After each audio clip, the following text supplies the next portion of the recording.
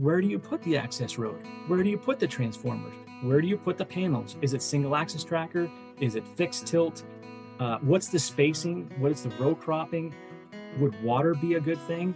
Would fencing be a good thing to keep predators out? So these are all conversations that happen that inform the project. And when that project is informed, there's a plan that goes forward. Those tenant farmers, those landowners, those farmers can look planning boards, conservation commission members in the eye and say, we got this. This episode is a conversation between NCAT Energy Program Director Stacie Peterson and Ian Ward, a farmer and founder of Solar Agricultural Services. It's the sixth in a series of AgriSolar Clearinghouse podcasts that are being featured on ATTRA'S Voices from the Field podcast. Stacie and Ian discuss the potential of AgriSolar as a way to remove barriers to entry into farming, practical considerations for getting started in AgriSolar, Ian's connection with Wendell Berry, and Wendell's thoughts on co-locating solar and agriculture. Let's listen. Hi, and welcome to Voices from the Field. I'm NCAT Energy Program Director Stacie Peterson, and I'd like to welcome Ian Ward to the show. I was lucky enough to meet Ian on our Follow the Sun tour in Massachusetts last summer and witness the fruits of his labor at Knowlton Farms and Grafton Solar. He's very involved in co-location of solar and agriculture throughout the United States through his company, Solar Agricultural Services. Ian, welcome. Thank you, Stacie. It's a pleasure to be here. Great. So you have a family background in cranberry farming. Can you talk about how that background and your experience in that has informed your work in the co-location of solar and agriculture? Yeah, sure. So I guess first off, I didn't grow up in cranberries. I didn't grow up in agriculture. My dad was a physical therapist. My mom was a nurse. They met in a hospital in the Bronx. Mom's from Britain. So it was a month into my existence. I was born in the Bronx, moved to Massachusetts where they had their professions. And I grew up, didn't know that Middleborough at the time's cranberry capital of the world. Ocean Spray is located, the headquarters is located right there. And grew up around cranberries, but didn't consider cranberries really farming. They're just growing cranberries on bogs. Mm-hmm. And farming was the dairy farms, the 80 farms or so in my town that were, the rolling fields. And so growing up, did my grandmother from Scotland, who never owned a car, that she liked taking us for walks? Yeah, we went for walks, got to see the cowies, as she'd call them. And that was my exposure to agriculture. So I always wanted to farm, tried to buy a farm later on in life twice. And both times was beat out by developers. I couldn't get that through. So ended up buying a wetland, which was a cranberry bog. Mm-hmm. And that was my way in 2007. So I came to this as a 30-year-old trying to have farmed multiple places, becoming a farmer myself as a cranberry. I was working with the USDA as a Natural Resources Conservation Service conservation planner. So soil water was sort of close to my environmental heart. And finally convinced a cranberry grower to sell me their property after I had worked and earned my stripes, putting in irrigation systems and all the other stuff that you do to get into an industry that is generational, fourth, fifth generation. So I was the newbie, new kid.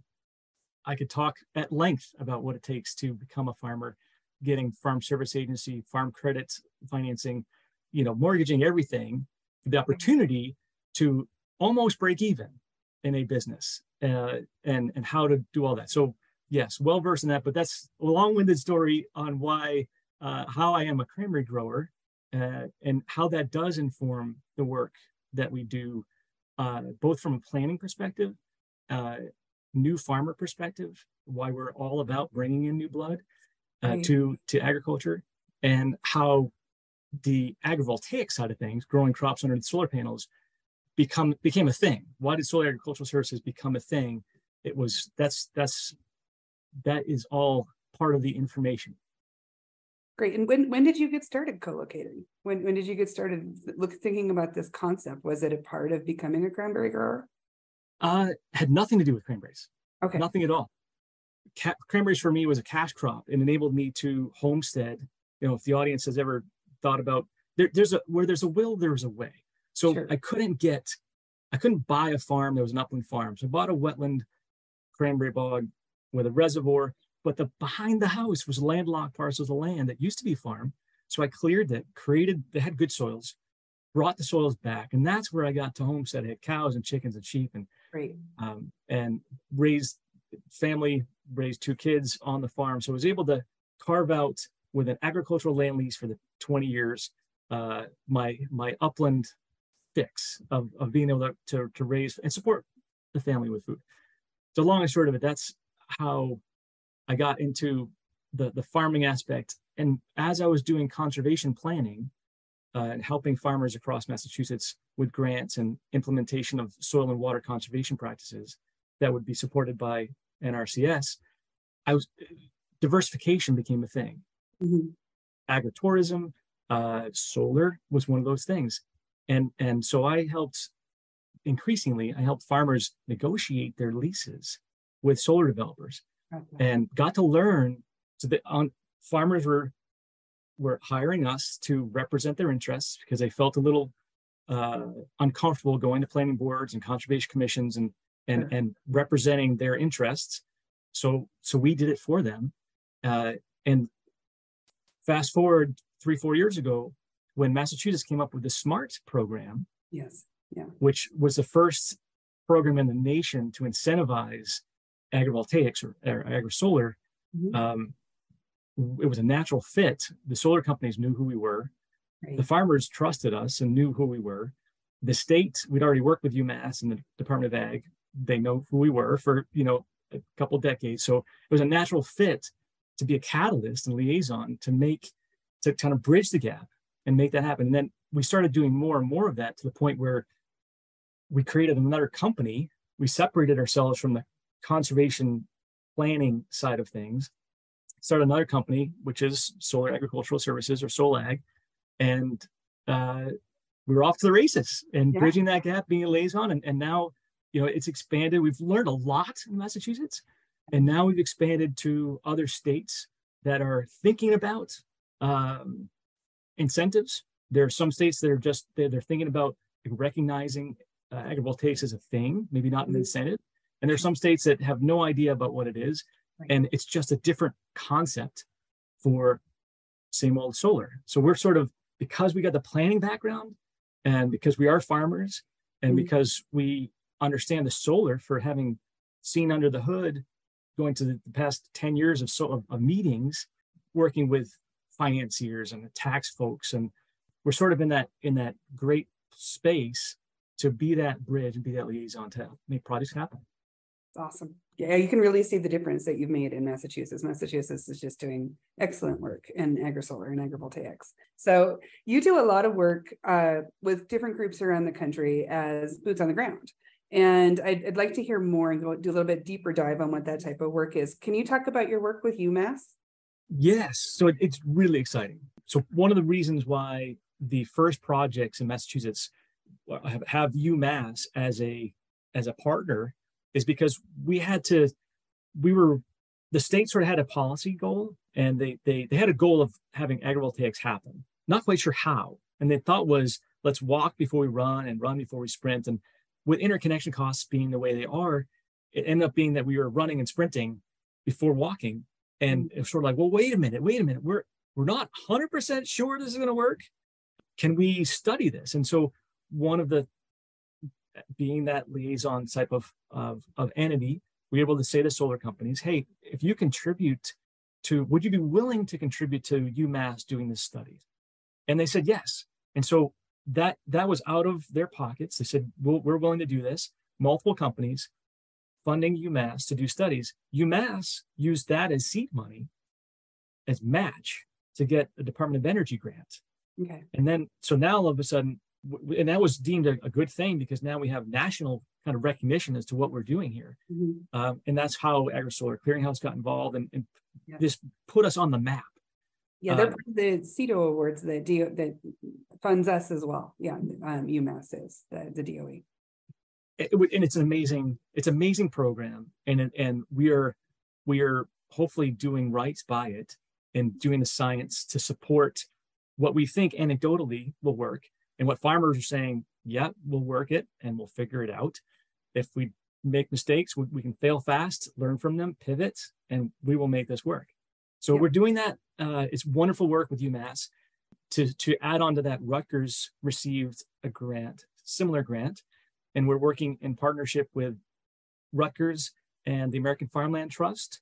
And our role with Solar Agricultural Services role is to be a liaison. Again, our sweet spot is actually being farmers and relating to farmers and listening to their voice and representing their interests, representing the pickup truck conversations that you have, honoring the land first, farmer second, the solar third. And when you plan in that manner and you approach academia, you approach politicians, you approach legislators with that in mind, then you honor really the spirit of what AgriSolar is. Because the solar is helping the other two things, but the solar doesn't drive, in our opinion, shouldn't drive all the decisions.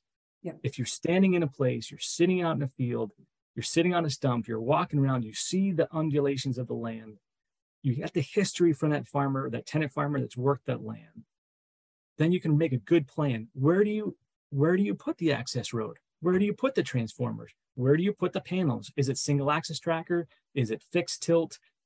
What's the spacing? What is the row cropping? What has worked in the past? What has not? Would water be a good thing? Would fencing be a good thing to keep predators out, livestock in? So these are all conversations that happen that inform the project. And when that project is informed, there's a plan that goes forward. Those tenant farmers, those landowners, those farmers can look the planning boards, conservation commission members in the eye and say, we got this. The solar company has invited us to participate. We are part of this process. We view this as a benefit to our farm, a benefit to our community. And that is a different perspective than solar revolt. Yeah, and I think it helps so much with community involvement and community acceptance too. I mean, when you come at it with that perspective. What about Cornell? Are you working with them? Yes, working with Cornell, Max Zhang at Cornell, and there's there's a laundry list of really well qualified people at Cornell. So I maybe shouldn't name drop them all, but yes, working with Cornell, working with Rutgers, with UMass. There's some phenomenal work being done at the University of Arizona, Colorado State, UC Davis is coming in. So there are academics that are very interested because this is helping to make farming sexy again. AgriSolar is a thing. It's different. It's innovative. The way that we are looking at what the potential of soil and water conservation measures that the energy sector typically that has been extractive could be less extractive or non-extractive, and that could actually help fund making soil better. Yes. Going from, as Gabe Brown would say, going from dirt to soil. Right. Yeah. Right. I mean, this is not new. No. This is not. These concepts are not new. Whether you're talking about Wendell Berry, you're talking about Wes Jackson, the Land Institute. Wendell, by the way, like I wrote him a letter. Oh, you told me that. Yeah, tell this story. That I love this. I wrote him a letter saying, "Hey, agrivoltaics, I'm doing this thing," and this was like 3 years ago when no one had heard about that word.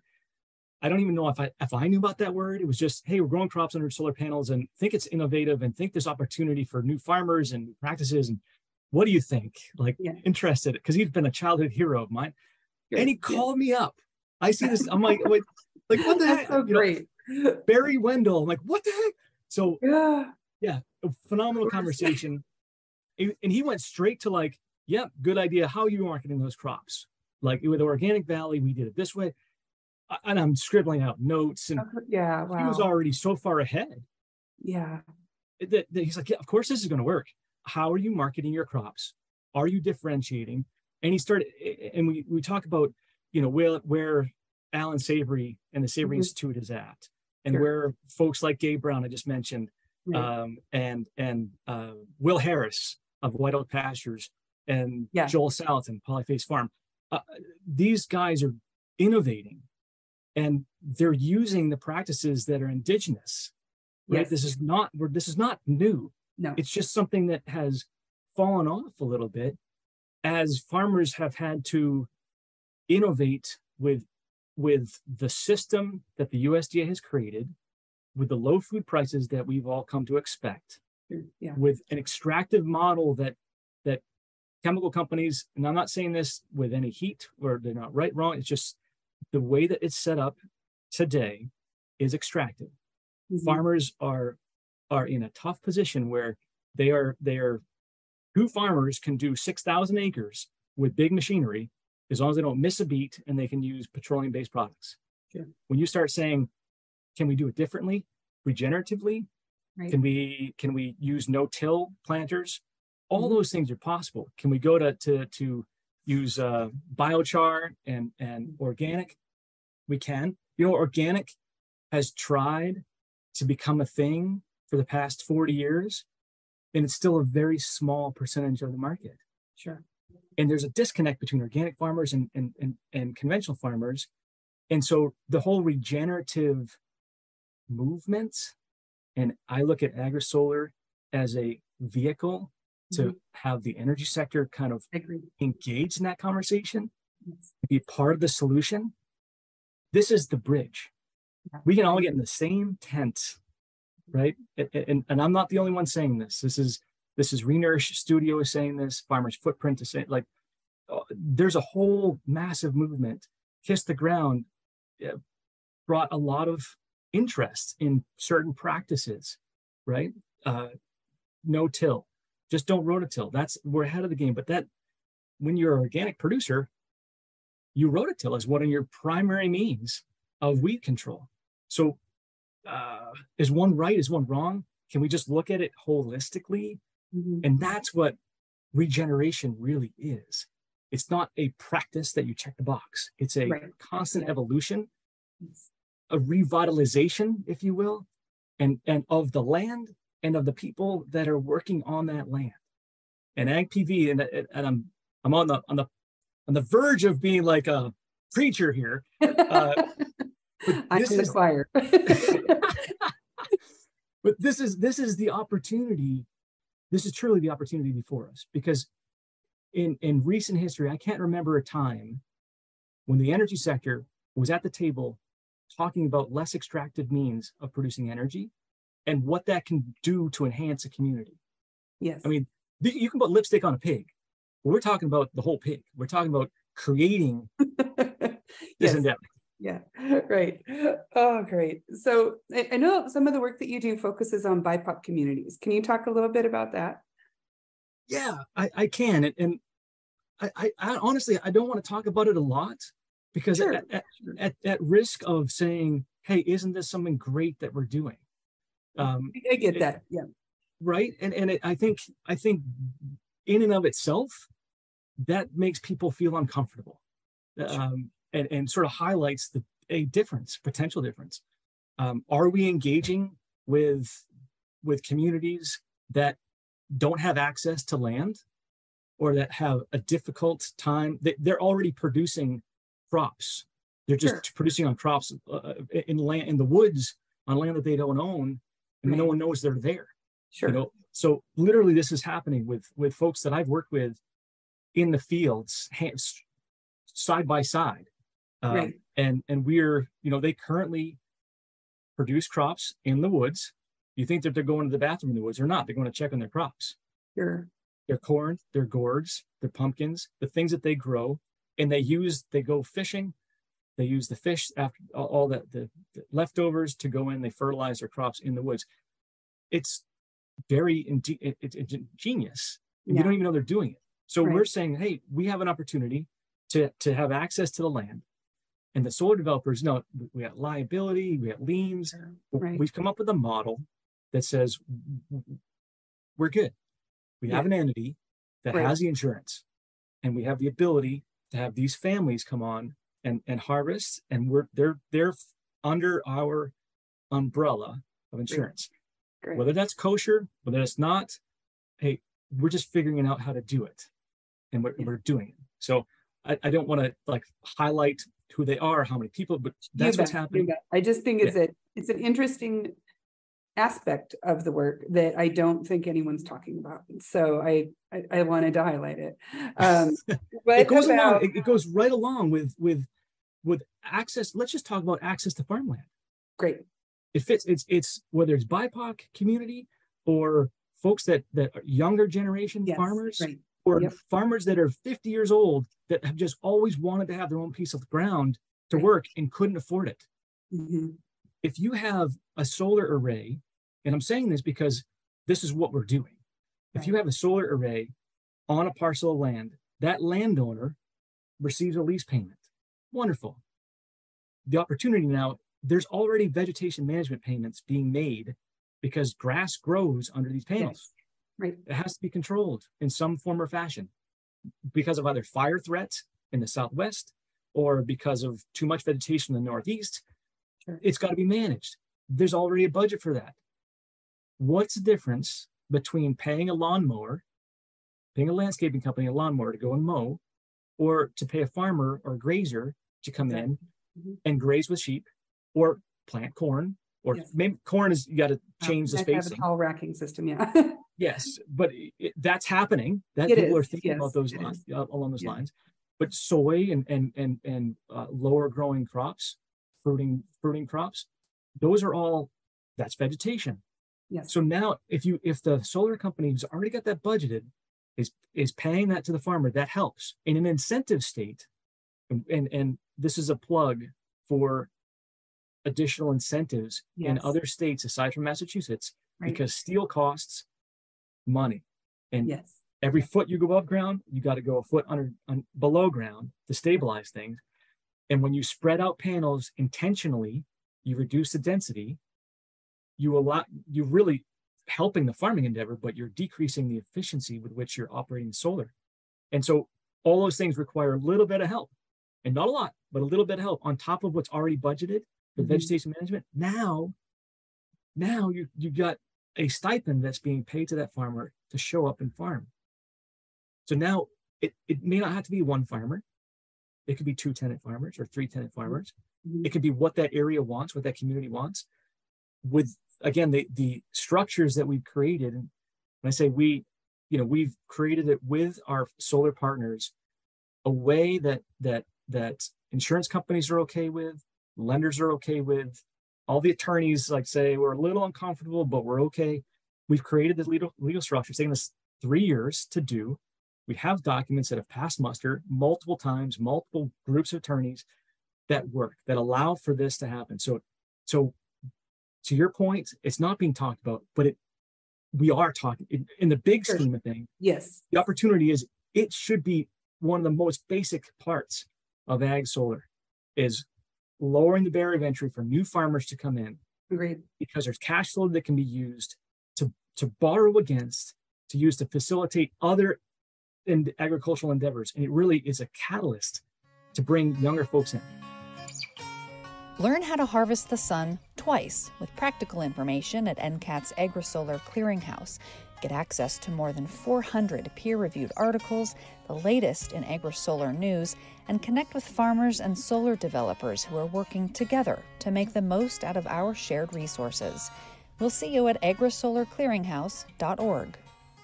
So let's think about this from the other perspective. So that's how to bring people onto the solar. How, if you're a farmer and you want to get started in this, what should they first start thinking about? What are the first steps to get started with bringing solar onto your farm? Ask questions. There are, I can't, almost every farmer that I've talked with has been solicited once, twice, a dozen times by solar companies that they put a big circle around and say, we can give you this much money for your land. Now, the farmer's like, get a load of this. I have a stream running right there. They're not going to get 100 feet from that.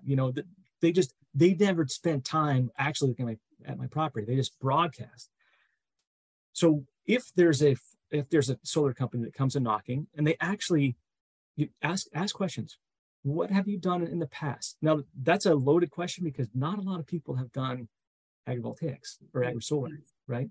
And just to clear up, agrivoltaics is AgriSolar, includes solar grazing. It's all of the above, right? It's still kind of a misnomer. I don't want a term to get in the way of doing things under solar panels. Yes, AgriSolar, I guess it's just a little bit bigger tent than agrivoltaics. Agrivoltaics is strictly with photovoltaics. AgriSolar also includes concentrated solar. So, and it also includes, for dairies, for processing, things like that. So it's just a little bit bigger tent is the difference, but it is absolutely the same thing. Yes, good. Because that's something that we hear a lot as we're talking this through. Right. And so we can do grazing, we can do crops, we can do commodities, we can do all kinds of things. It all fits under that. Perhaps the only differentiator would be pollinator habitat exclusively. Right. Yes. Right. It's probably not under that tent. It's probably a part, absolutely should be part and parcel of a bigger picture, whether it's outside the fence or in the buffer areas or integrated. It's part, not exclusive that. Yeah, we look at it as, if it's co-located within the landscape, because pollinators belong there. And, also that brings in beekeeping. So absolutely, which is phenomenal. So it is, that's a question a lot. And what we're trying to do at Solar Ag Services is establish a bar, a high one, and have others join us to raise that bar. Yes. So if you, and comes back to the questions a farmer should ask, what is your idea here?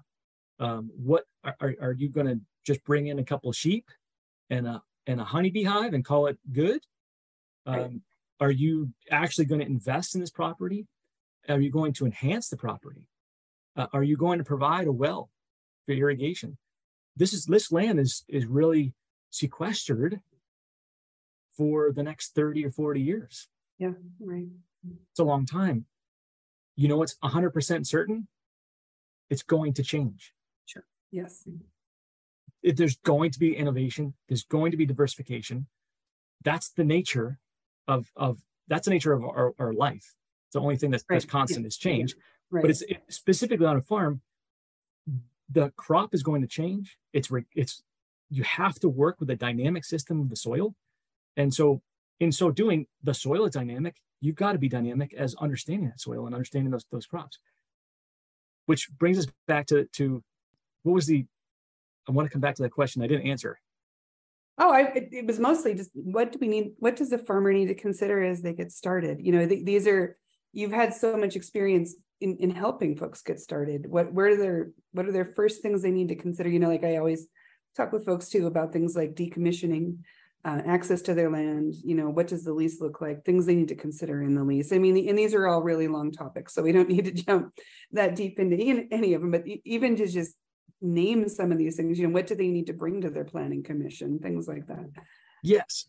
So to be able to say to a farmer that they can look in the eyes of people that they likely know who are on the planning board, who are trying to protect the community, protect them, that, well, we've thought about this. A, this is what we're thinking about growing. B, the solar company is going to provide me a livestock fence, which is acting as a deer fence, which goes all the way down to the ground. It's not chain link. It doesn't look ugly. It is providing a function. The wildlife can still get through. The fencing stays on the bottom, and it's 8 feet in the air, so it's going to keep deer. They could get over, but they have to work hard at it. It's going to keep deer at bay. There are gates that are strategically located, so I can get my equipment to other land that I still own and farm. So it's not just isolated. The fence. Let's talk about the zoning requirements, that there's setbacks from property lines. Yeah. Mr. and Mrs. Solar Company, what is your interpretation of the bylaws in my town? I don't want to isolate a 50-foot stretch around a fence. Fences are not generally great for agriculture, right? Unless they're on the perimeter of the field. I don't want it right in the middle of my field because that's going to interrupt the flow. So let's call the leased area where the solar panels are located, and we'll make the economic terms related to that. But I want you to put a fence, extend it on another 10 acres of land going around the solar array, which serves their purposes and serves my purposes better. So the fence location, gate locations, where's the access road? Right. How wide is that access road? When you're harvesting crops, you need a staging area. You need to be able to come in. If you got livestock, turn a trailer around, unload that trailer. You should have a place to corral your sheep, cows. What if you have a sick animal? How do you get them? So basic infrastructure can be a part of the capital improvement of the solar project without a tremendous expense if you think it through from the beginning. And maybe you don't get all of those things, but these are considerations as a farmer that you want to ask questions of. And even more basic than that, when someone has a lease option on your land, which parcels do you want them to have the option on? And which parcels do you not? You probably want to think about, and I'm not a developer guy, right? But you probably want to think about maybe carving off your frontage lots so you can at least continue to use those frontage lots as collateral to a bank for another line of credit in the future. If you give the solar company the right to put solar on everything, then for that period of time that they have the right to do that, you really can't use it for collateral for anything else. Sure. Yeah. So these are basic things that I've seen as pitfalls with other farmers. And once you sign that, you're obligated to kind of go along with it. Hopefully the solar companies are more moral than to make someone do something they don't want to do. Sure. But documents are legal for a reason, legally binding. So these are the questions to ask. This is the posturing you can have.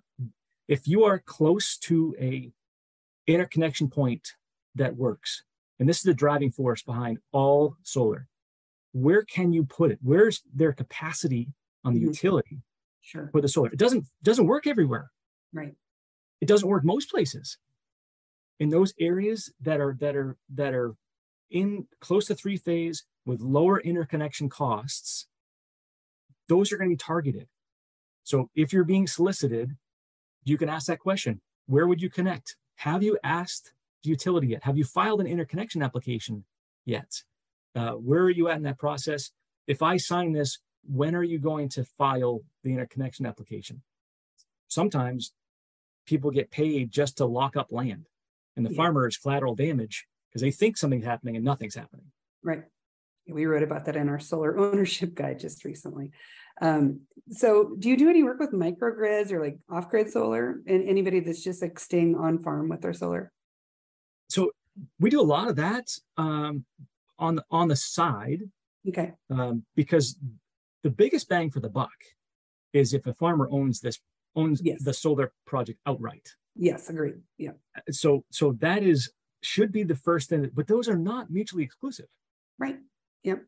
You can have a system that you put on your roof that a lot of states have grants associated with offsetting your own generation, your own need for electricity. You can put on roof mounted, you can put it right over, make an awning, put canopy over your barnyard, any number of things that you can do to offset your existing. I'll just put a plug in real quick. We have a whole financial map that people can find for their state that if they want to go in the clearinghouse, so they can find that funding. So that's I'd say that's tier one, right? Yep. That's an option.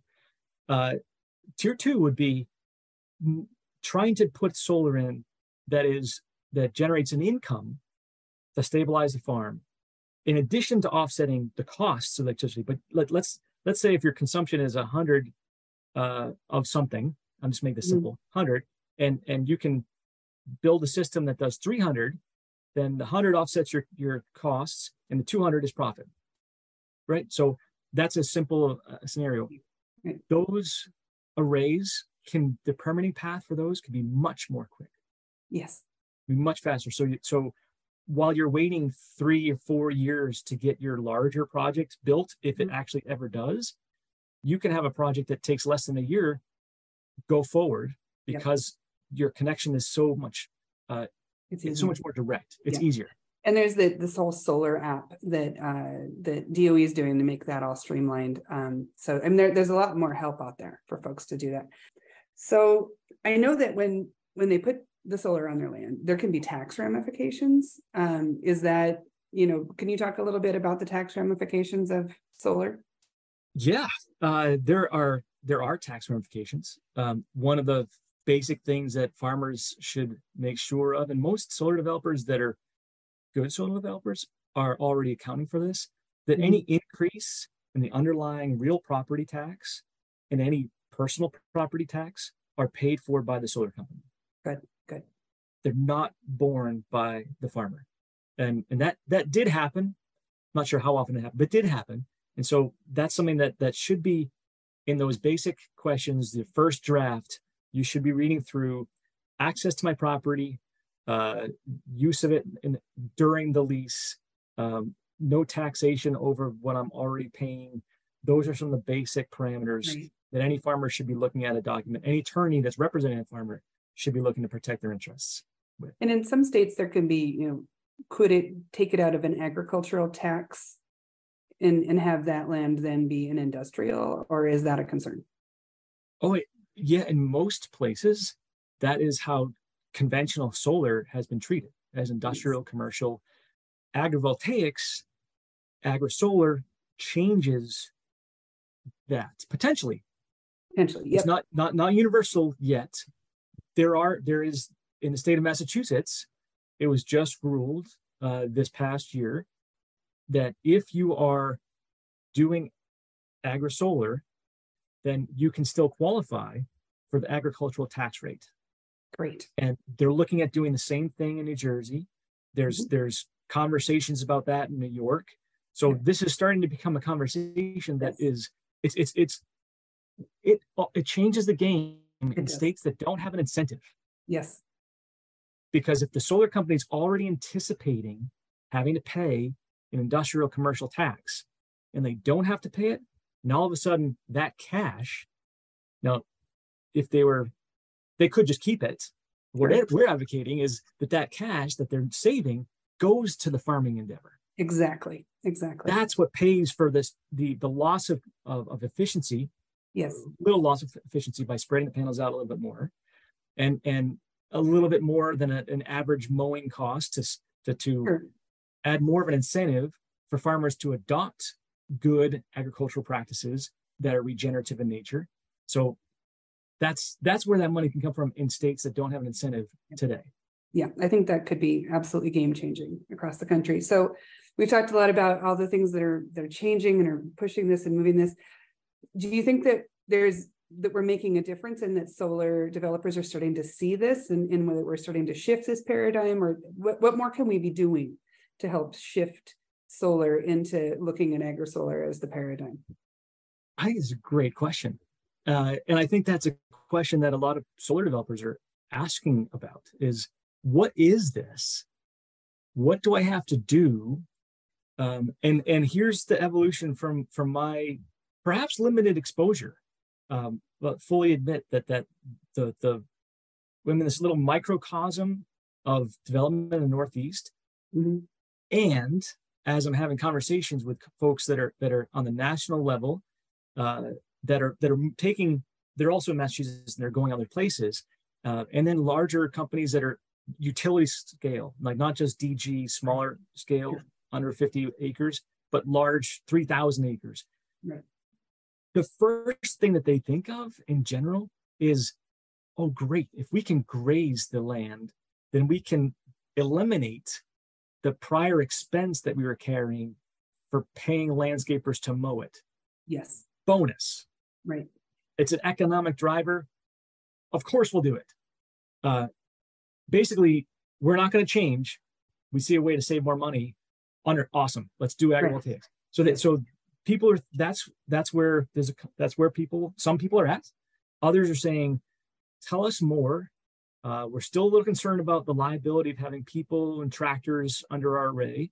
We're not quite sure about 24/7 access, 365, but okay, how does this work, and how do we make the economics work? And once we're having the conversation, and you plant the seed of, well, the permitting path might be a little bit easier if you engage the community and the tenant farmer that would otherwise be kicked off that land, or the multiple farmers that would be kicked off the land that you're going to put a chain link fence around and say, keep out. If all of a sudden it's not a chain link fence, it's a livestock fence, and those farmers the animals that are on there now are still on there, or the crops that are growing now are still being grown, maybe not the cow corn, but maybe if the spacing is enough, then the dialogue sort of changes. And again, it's not an extractive, we're going to come and put this on your community and then we're leaving, going to Florida and saying, we're good. Yeah. we are neighbors. Yes. We're looking at this from a community development perspective. Yep. We're working with the tenant partner. Now that all of a sudden now you're working with one another, you're collaborating. The permitting path can be shorter.